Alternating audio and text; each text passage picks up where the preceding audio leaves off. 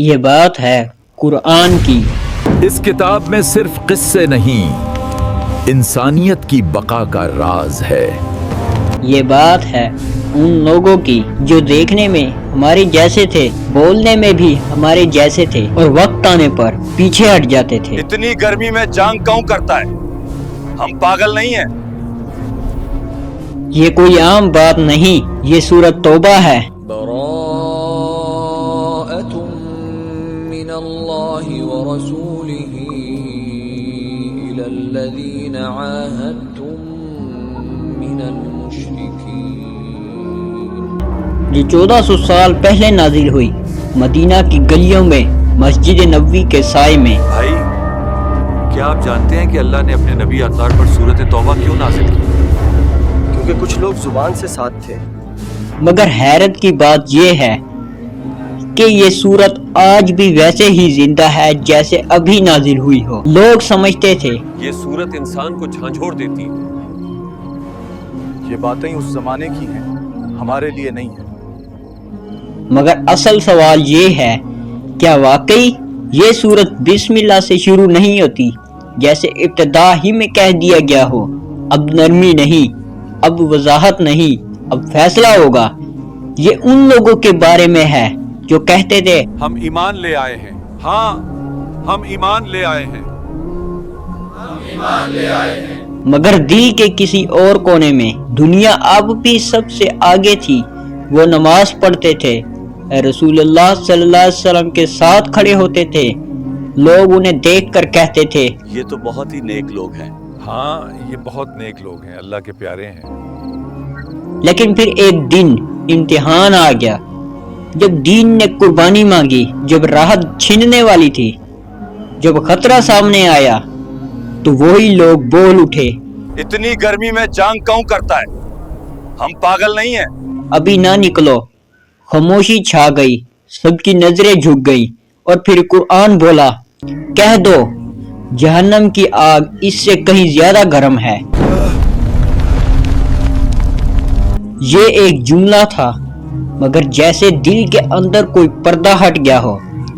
یہ آیت کسی تاریخ کی کتاب میں قید نہیں تھی، یہ تو ہر اس انسان کے لیے تھی جو ایمان کو آسانی تک محدود کر دیتا ہے۔ پھر ایک اور منظر آیا، اور یہ منظر اور بھی خطرناک تھا۔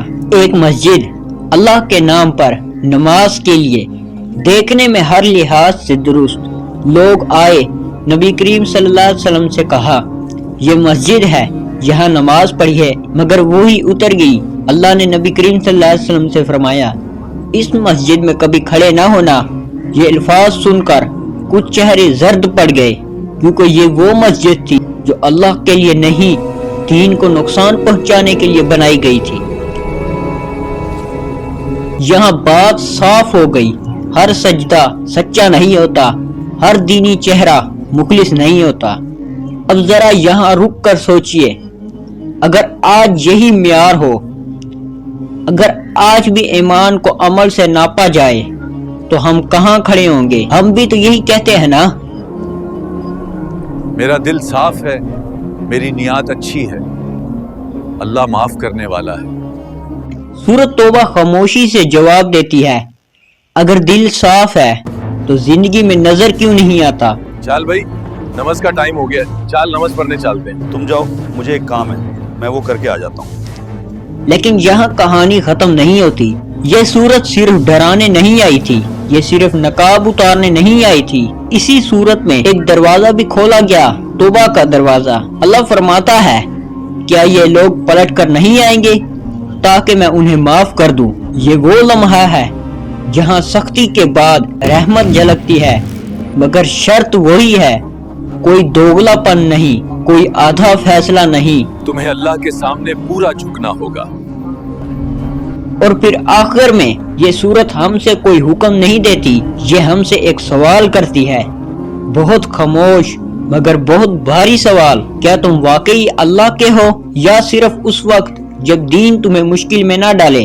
یہ سوال سن کر کوئی چیختا نہیں، کوئی جواب نہیں دیتا، کیونکہ اصل جواب الفاظ میں نہیں، زندگی میں دیا جاتا ہے۔ اور یہی فیصلہ ہماری دنیا بھی بدل سکتا ہے۔ اور ہماری آخرت بھی۔ تو پھر دیر کس بات کی، ابھی اللہ سے جا کر توبہ کریں اور اپنی زندگی اور آخرت بدلیں۔ یا اللہ، مجھ سے غلطیاں ہو گئی ہیں، میں شرمندہ ہوں، تو رحمت والا ہے، مجھے معاف کر دے۔ اگر آپ کو یہ ویڈیو پسند آئی تو ویڈیو کو لائک اور چینل کو سبسکرائب کرنا نہ بھولیں۔